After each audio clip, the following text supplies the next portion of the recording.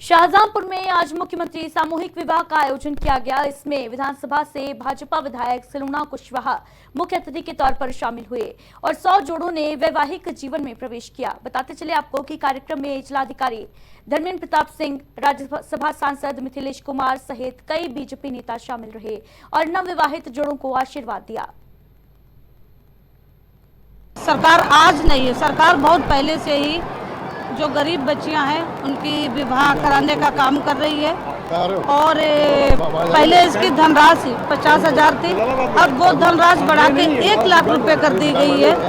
और मुझे लगता है कि हमारे पूरे जिले में शादियां लगभग हो गई हैं। आज हमारी विधानसभा में 100 जोड़ों ने एक सूत्र में बंध के कसम खा के पूरे जीवन भर साथ निभाने की कसम खाई है।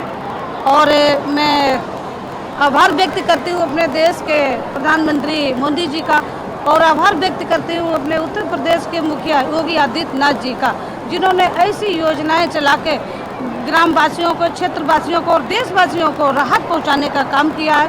अपने 100 जोड़ों को मैं ढेर सारा आशीष देती हूँ, बहुत सारा शुभकामनाओं के साथ उनका दाम्पत्य जीवन अच्छे से गुजरे ऐसी कामना करती हूँ।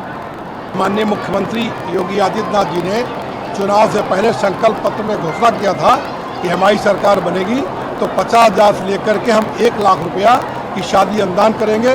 हम उनको बधाई देते हैं, हमारे क्षेत्र की जनता बधाई देती है कि उनके द्वारा प्रयास करके सामूहिक विवाह और हमारी क्षेत्र के माननीय विधायक हमारे एमएलसी साहब सब लोग प्रयास से ये शादी हो रही। शादी के जोड़ों को बहुत बहुत बधाई। और भारत सरकार की योजना है, इंटरकास्ट अनुसूचित जात के लोग अगर शादी करेंगे तो उनको अनुदान 2.5 लाख रुपया मिलेगा। ये माननीय प्रधानमंत्री जी की योजना है, इसका भी अनुपालन कहीं न कहीं उत्तर प्रदेश में शुरू होने ही जा रहा है।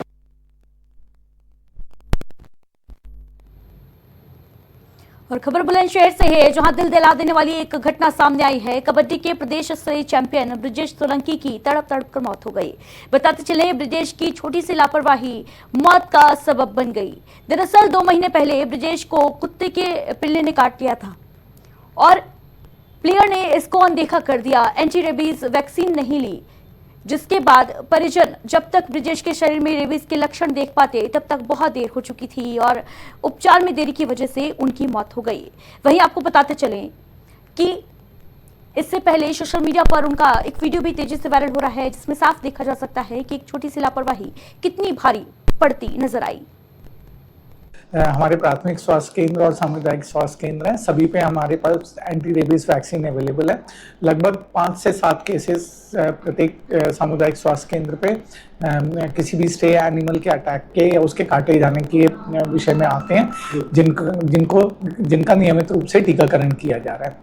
जो इस तरह के अगर कोई भी स्टे एनिमल किसी को भी काट लेता है तो उसमें एंटी रेबीज वैक्सीन तत्काल लगवाना आवश्यक होता है, क्योंकि रेबीज एक वायरल डिजीज़ है और वायरल डिजीज़ के अगेंस्ट हमारे पास सिर्फ एक ही उपचार है कि उसका वैक्सीनेशन अर्लीस्ट कराएं। यदि जो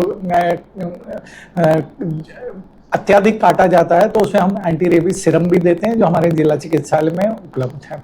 हमारे जितने भी सामुदायिक स्वास्थ्य केंद्र हैं, जितने भी प्राथमिक स्वास्थ्य केंद्र हैं, जितने भी हमारे अधीनस्थ अस्पताल हैं, सभी में वैक्सीनेशन की सुविधा उपलब्ध है। यदि किसी को कोई भी स्टे एनिमल काटता है तो तत्काल उसमें वैक्सीनेशन कराएं और अपने चिकित्सक का परामर्श लें। उसने बताया ना, हमको पता थी। ये तो जब बीमार हो गया चारों तरफ लेके भाग रहे हैं। जब उसने अलीगढ़ से लेकर आ रहा हूँ, जब उसने ये बताया, वो डॉक्टरों ने बताया कि डॉक्टरों ने बताया कि बंदर है, कुत्ते ने काटा, तो मैंने तो वहाँ मना किया था, मैं इसको नहीं काटा है कभी भी।